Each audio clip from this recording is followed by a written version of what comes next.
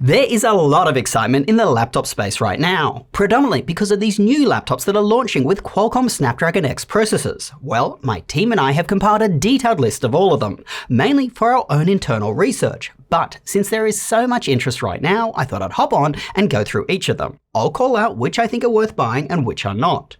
But first, here is a quick recap of why everyone is so hyped. It's basically because Microsoft and Qualcomm's marketing departments have been working overtime to convince us all that we need to buy new laptops. Well, yes, that's part of it, but there is also some real meat to the bone here. Windows laptops have been predominantly powered by Intel processors. Over the last several years, Intel has been heading straight down the same path as Blockbuster, Nokia, and BlackBerry, if you can even remember those companies. They just haven't innovated enough. Their processors require way too much power to perform a task, and this has resulted in Windows laptops having poor battery life, annoying fan noise, and feeling uncomfortably warm to the touch. And FYI, AMD processors aren't that much better. Now, several years ago, Apple dumped Intel for their own chips, known as their M series of processors. Those CPUs are significantly more efficient. This has given Apple's MacBooks a huge advantage over Windows laptops. Well, Qualcomm promises to deliver the same benefits to Windows laptops as what Apple did for theirs.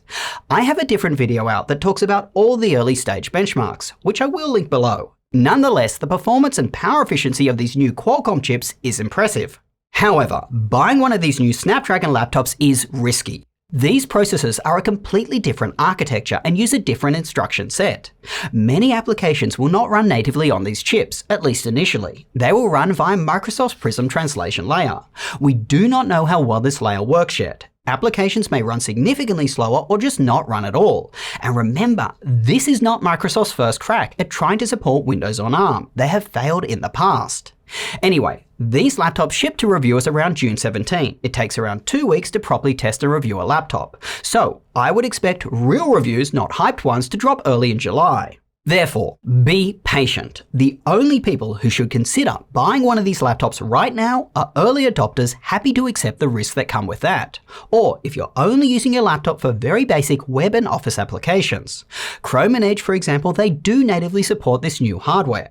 But I want to drill in a little more here. There are several shoppers for whom the hype around these laptops means nothing at all. Budget shoppers, these are too expensive for you. Continue to shop as you would have.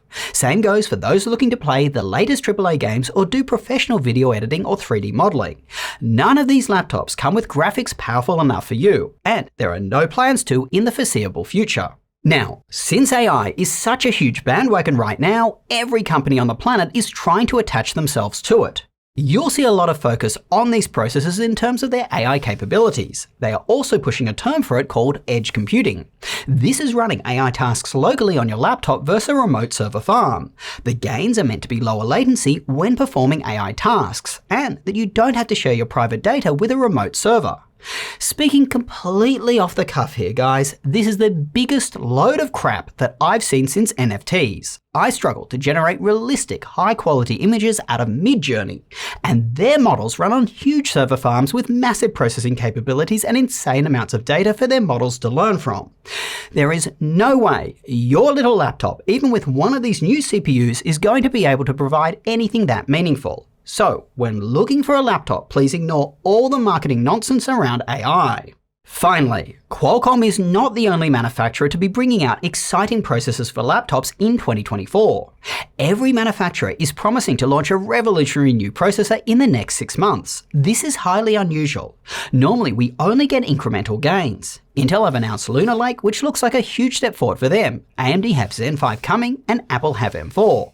And on that note, the brand CoPilot Plus, which these new Qualcomm laptops are being sold under, refers to a laptop that meets a certain set of criteria laid out by Microsoft.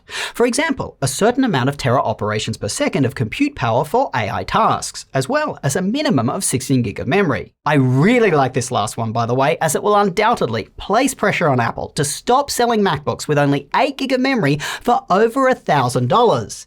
Anyway, it is highly likely that laptops with Intel's Lunar Lake and AMD Zen 5 will also meet these CoPilot Plus requirements. So, even though these Qualcomm laptops may be a big leap forward from current processors, any gaps may be closed by competitors faster than they would have normally. And with that said, here are my early stage thoughts on each of these new Snapdragon laptops. Links to all of them are in the description and on our website. And we're actually going to start a new thing with these laptops. As they arrive in the studio, we're going to share our test notes with you on the site. That way you can read what we think before the full video review is published. Alright, the laptop I'm most excited for is Lenovo's Yoga Slim 7X. It's got a bright OLED display, which is a welcome relief. A lot of OLED panels from 2024 aren't that bright. Additionally, this laptop has one of the largest batteries of any Snapdragon laptop, so I'd expect it to have very long battery life. Other than that, it appears to have a Yoga Slim 7 chassis, and we know that chassis well. I have one right here that was sent to me from another region. I don't think they were ever sold in the USA. Anyway, they are solidly built and have a comfortable keyboard. But the best thing about this laptop is actually its price. At $1,200, this is just a phenomenal deal and makes it my favorite Qualcomm laptop, at least at this early stage. But that all being said, it's not perfect. Its port selection is limited, and compared to my next favorite laptop, its build quality is not as premium and its trackpad is not as good.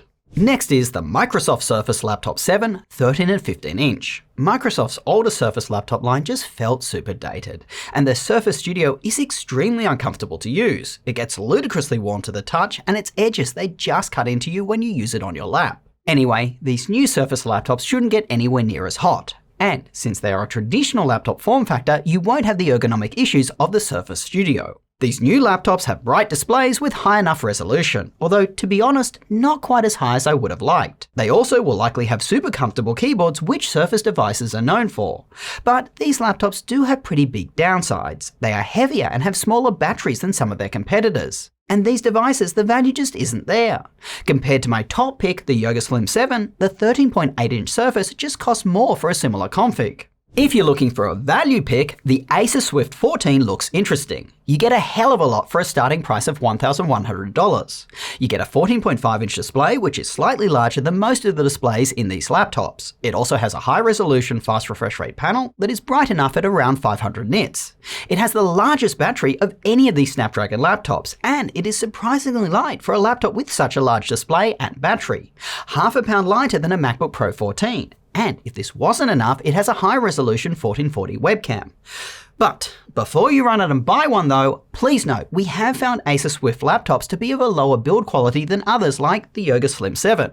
For example, we have two Acer Swift X laptops here in the studio, and both don't sit flat on a desk. So just be aware you may be sacrificing build quality to get its amazing specs at its price point. Continuing with value picks, the Asus Vivobook S15 is a laptop from Asus's value range. Normally, you'd expect such a laptop to cost less than $1,000 and come with lower end components, a dimmer screen for example. In this case, it seems Asus are trying to confuse their buyers by packing a lot of higher end components and charging a more expensive price. I don't know why Asus just didn't release this laptop as a ZenBook. That is their more premium line. Anyway, this Vivobook has a very bright, high-resolution display, and for a 15-inch laptop, it is very lightweight with a large battery. So if you want a portable laptop with a large screen, this one does look interesting. Just be aware, as a Vivobook, its chassis isn't the same level of build quality as many of the other laptops on this list. I'll post our recent review of the Intel Vivobook S in the description below. Alright, let's talk about the Samsung Galaxy Book 4 Edge 14 and 16 inch. From what we've seen with Samsung's Intel Galaxy Books, these are basically lightweight premium feeling laptops that have decent port selection. That being said, their keyboards do feel noticeably low travel, so they aren't going to be as comfortable to type on as other laptops, and their batteries are smaller as well. All in all, nice laptops, but I feel the Yoga's a better buy. Next, we have the Dell XPS 13. If you're really into design and fashion, this is a laptop to consider. It looks visually stylish. Unfortunately though, the Snapdragon version is only available in the graphite color. We have one right here. The Platinum version, to my eyes, that one looks better, but to get that color, you'll have to buy it with an Intel processor. One issue with this laptop to call out is its keyboard. It doesn't have a physical function row. This can make it incredibly hard to find the function buttons. You'll have to constantly look down to see where they are. So even though this laptop's keyboard feels comfortable to type on, and it certainly does, I can't recommend it for those who use the function row a lot.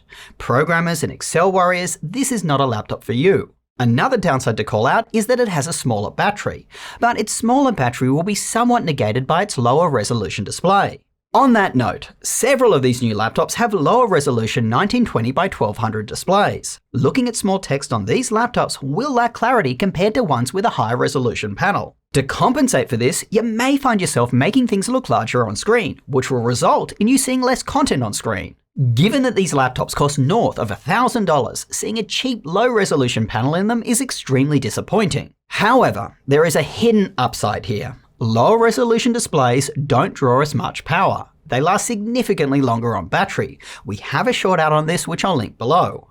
Moral of the story, when comparing the battery sizes of these Snapdragon laptops, factor in the screen's resolution. Alright, so here are the Snapdragon laptops that I would just avoid. Obviously, I'm happy to be proven wrong when I get them into the studio for review. The Dell Inspiron 14 Plus is a hard pass. Dell have a real issue of putting subpar screens in many of their laptops, which I literally just talked about. The Inspiron 14 Plus line uses WVA panels. This will make colors look washed out compared to modern IPS or OLED displays. In addition to this, the Inspiron 14 Plus's chassis, it just feels cheap.